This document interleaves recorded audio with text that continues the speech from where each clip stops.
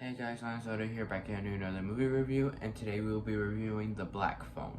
Now, The Black Phone is directed by the same guy who made Sinister and Doctor Strange. I forgot his name though, but I know he likes doing a bit of horror movies like that, and I have seen both those movies, and I think both those movies are great.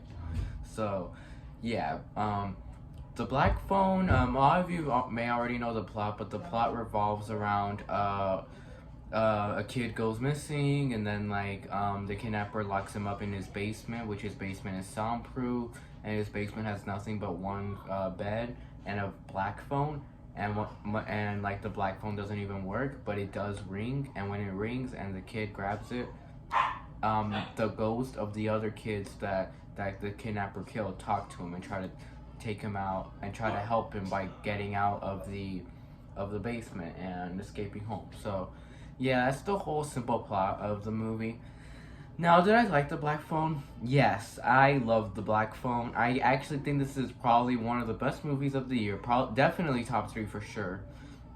I said the Scream remake was the best movie of the year, but with this, I really want to say it takes number 1, but I keep fighting between the two because they're both so good. Like, they were both amazing and the only ones that I would call masterpieces of the year. I mean, not masterpieces in bunny years, but they're solid masterpieces, you know? So, yeah. Wait, should I call it them masterpieces? I mean, I rate them both solid A's, so they're not really masterpieces for me, but they are very close to being masterpieces though, so that's why I said solid masterpiece. So, yeah.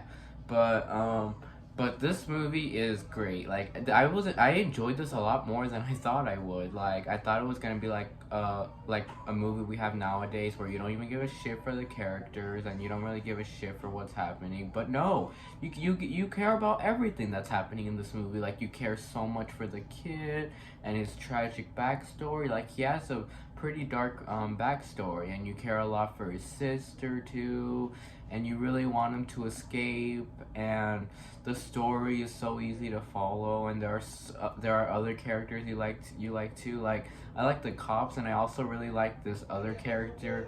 I forgot his name, but he's the brother of the kidnapper, but he was hilarious though. Oh yeah, should I get into spoilers in this review? I don't think wait. Yeah, I actually will get into pretty heavy spoilers, to be honest. Yeah, I'm gonna be getting to some pretty heavy spoilers. So if you haven't seen this movie, please leave this review. But I highly recommend you check this movie out, though. So yeah, and I was gonna buy this movie on Blu-ray because it recently came out on Blu-ray, but naturally due to budget reasons I can't. But I would really love to own this movie sometime though. But I liked the beginning a lot of the movie. Like, I thought the beginning was really interesting, like where we started off with the kid, Finney. He would get bullied all the time, and like the bullies would literally beat the shit out of him, and it was so sad that he got picked on all the time. But like but there was this other friend he had who was this Mexican kid. I forgot his name, but like he was really good at fighting, and like he was able to fight any people that picked on him, and he was cool. Like, I really liked that kid too.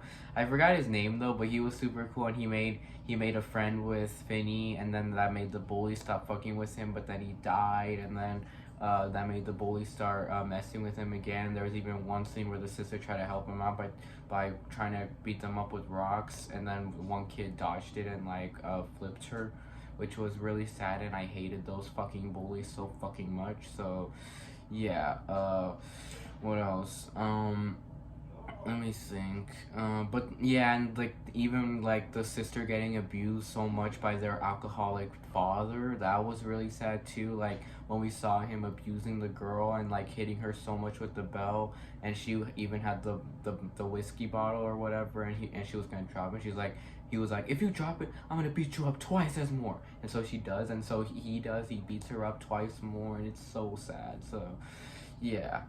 And what else? And then so yeah, that whole first 20 minutes or 30 minutes of this movie were pretty interesting, and then once we get to the actual part of kidnapping was really dark. And to be honest, the kidnapper, I did like him a little bit too, because he was kind of funny at times, to be honest. I mean, even though he was a really bad guy and like what he's doing is extremely horrifying, he kind of gets a little funny at times. Like there's this one part where he tells Finney like, "What's your name?" And he's like, "My name is Taylor Mullen." And then he has the newspaper in his hand. He's like, "Is that so, Finney?"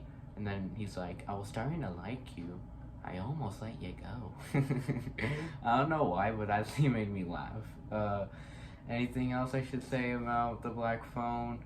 So yeah, and just the whole premise of being stuck in a basement got a little claustrophobic, and like it just got so suspenseful with that, and the fact that he was hearing the dead children in the phone was extremely creative, and that was like, yeah, that was like one of the most creative things I've seen in a movie, and like that was so cool how they were telling him how to escape, but it would always fail. Like one kid told him to climb through the railing with the rope, but then the railing falls and he can't jump anymore, and then he even tries to use the rug or whatever, like the rug bundled up or something, and then he even tries to like make a hole in the wall, but through the hole was like a refrigerator. Anything else? Yeah, but they kept failing, and then I like this one part where even like while the dead children are calling him, you actually see their ghost too, which was pretty cool. Oh yeah, and this movie is also there was a short story on this movie, I think, by Joe Hill.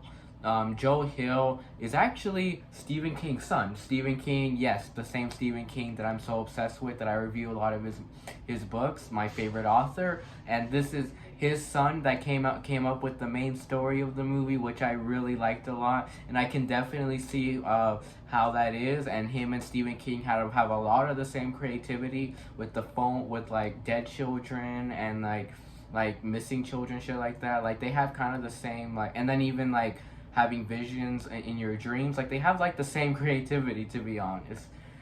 They even have some of the same writing style too, because I read a little bit of the Nosferatu book, but I never finished it. But from what I was reading, it really felt like a Stephen King book. Anything else I should say about this movie? Oh yeah, and I really like the sister a lot too. How she would always get she would always get visions in her dreams, and her dad would always get so worried about that because he didn't want anyone finding out about that, because then they think she's crazy, and the cops know about that, and like they want to get answers from her, like they're obsessed with that. So yeah, and like the dad gets mad about that.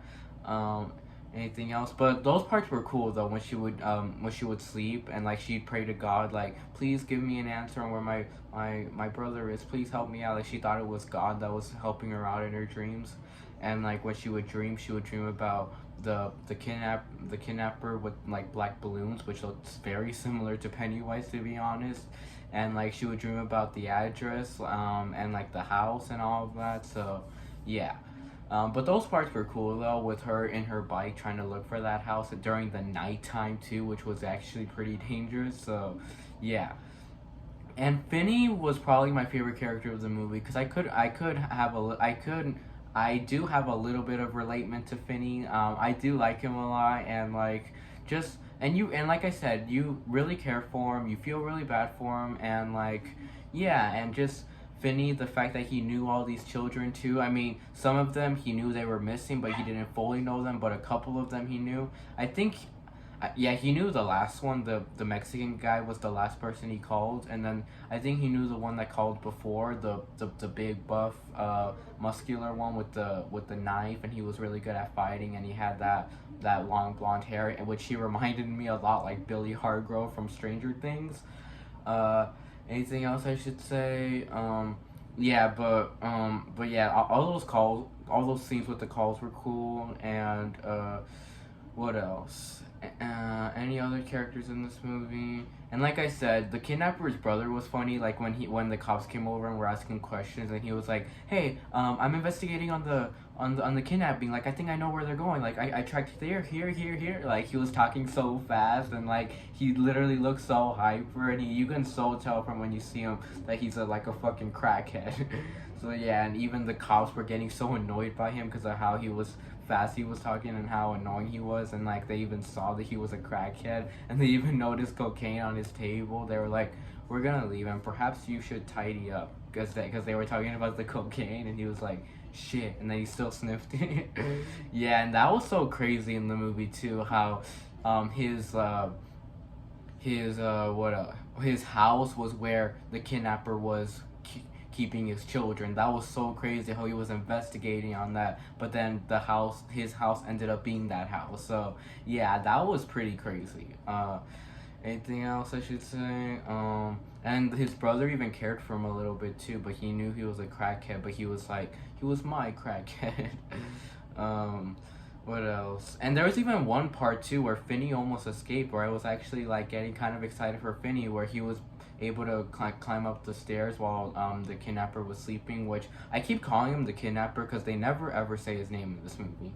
So he just crawls up the stairs, and then like he unlocks the door. Well, the door is locked, but he uses the window to like open it from the outside, and then he leaves, and he almost leaves, but the fucking kidnapper runs to him, and he's like, you make any fucking noise, I'm gonna stab you right here in the fucking street.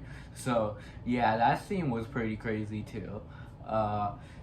Any other scenes I should talk about? And then yeah, the ending was great too, where that ending was awesome, like fucking awesome, the ending, and I never thought I would have ever seen that in the movie, in like a kidnapping movie. That was fucking awesome, where he got the call from the Mexican kid, and he told him to break the phone and put dirt in the phone so it can be very like, so it can be a little heavy, and like it can have a lot of pressure on it. And yeah, because when it had the dirt's on the telephone, like you're able to like beat someone up with it, and he was telling him to beat up the kidnapper, like beat him up to death, and he's like, practice with me, like go back, swing, back, swing, something like that. So yeah, that was pretty cool. And then the brother comes, which this part was actually really sad when the brother died, when he came down the stairs, and he was like, oh wow, I had a feeling he was hiding something down here, but not you. And so he was gonna let him go, and he's like, do you want to hear the story on how I found you? And then he got stabbed in the head by the kidnapper with an axe, and that was very sad actually, because he was a good guy, just too much of a crackhead. So yeah, that was pretty sad. And then right there, the kidnapper was gonna kill him, but then Finney ends up getting the phone, and like he ends up beating him up, but like he runs away, and then like he sets another trap for him, where like when he steps on the floor, like the floor is not even floor, like it's like a carpet or whatever, and then like he slips, and then his foot even hits like the broken railing from the window, and he breaks his foot, which looked pretty painful. And then from there, Finney got the perfect opportunity to start beating the shit out of him, and like he keeps beating him with the phone on his face, on his head, like everywhere on his face. So yeah, and that was really really cool, and he kept beating him up and beating him up. That was sick. And then like meanwhile, while that's happening, the sister was going to the address that she saw in her dreams with the police, but Finney doesn't end up being there. Instead, there's the corpses of all the dead children. So yeah, but Finney wasn't there. But big shocker, Finney comes out of the house, and then the house where he was being kidnapped was literally right in front of his own house, which was very very shocking, and I was not expecting that. So yeah, that was pretty funny too. And then he even saw his sister right there too, and he went to hug her, which was cute. And then at the end, like he becomes very popular at school because he's the one that killed the kidnapper. They're like, he killed the kidnapper. Like they were all making stories of him, and even the bullies were cool with him.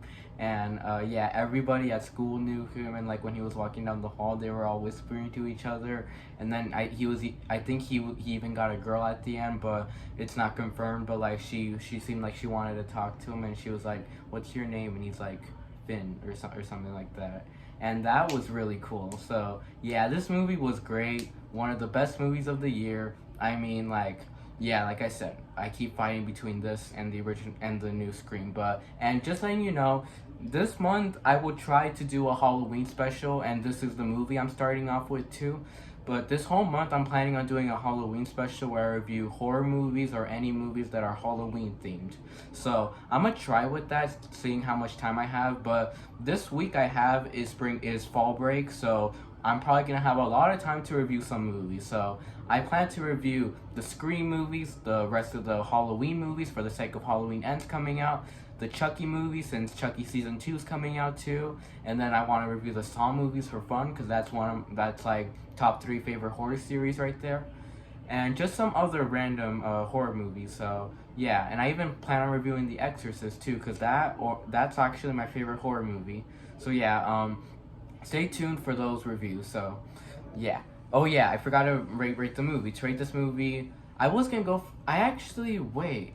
Should I go for an A or an A plus? Cause I was actually thinking like this movie was great, and I can't really find anything wrong with it. Like, what's so wrong with this movie? Like, fuck it. I'm giving it an A plus. Fuck it. Yeah, I'm yeah A plus. So, yeah. Bye. And see you all in the next review.